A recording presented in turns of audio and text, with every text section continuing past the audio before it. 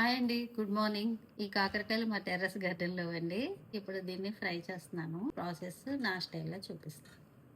ఇలా క్లీన్ చేసుకున్నాండి. దీనికి మధ్యన ఇలా పెట్టుకొని ఇది గింజలు తీసేసుకోవాలనుకుంటే తీసుకోవచ్చు. సో కొంచెం బాగా గింజలు ఉన్నవైతే నేను తీసేస్తాను, లేతవైతే ఉంచేస్తాను. ఇలా కట్ చేసి సాల్ట్, పసుపు పెట్టేసి మొత్తం పైన కూడాను, అంటే మనకి ఈ చేదు అనేది బ్యాలెన్సింగ్ చేస్తుంది అనమాట. ఇలా పెట్టేసుకొని ఒక 1 అవర్ పక్కన పెట్టేసుకున్నాను. గుత్తు కాకరకాయ చేస్తున్నాను అన్నమాట. లోపల గుజ్జంతా తీసేసాను.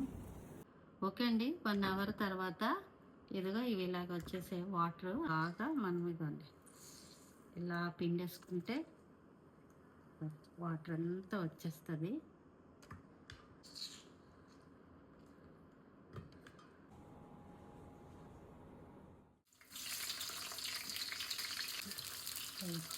ఇలా వేయించుకోవాలి.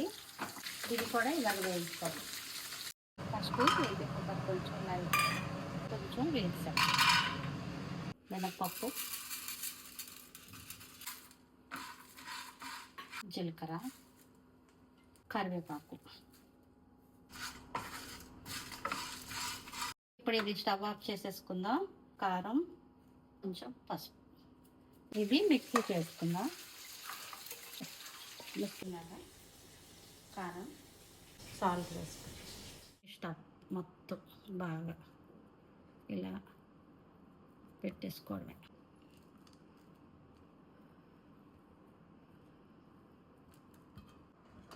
దీన్నే ఇలా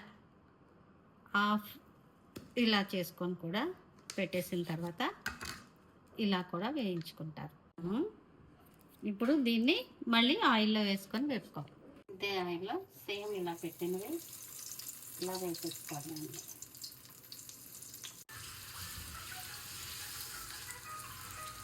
కొంచెం బాగా వేగిన తర్వాత ఇలా తీసుకుంటే బాగా వేగే కదా, ఇప్పుడు ఇది వేసేసుకోవాలి. కాకరకాయ ఫ్రై అయిపోయింది. సో కాకరకాయ కాబట్టి కొంచెం ఆయిల్ పడుతుందండి. తర్వాత ఇది ఇప్పుడు నిల్వ వస్తుంది, కానీ తర్వాత ఈ ఆయిల్ ఏమి ఉండదు. సో మరి ఆయిల్ ఇప్పుడు హెల్తీ కాదని అనుకోకండి. అప్పుడప్పుడు ఇలాంటివి కూడా తినాలి కదా మరి. ఇదిగోండి కాకరకాయ ఫ్రై, గుత్తు కాకరకాయ. నేను చేశానని కాదు, ఇది చాలా బాగుంది, చేదు లేదు. Thank you for watching. Like, share, subscribe.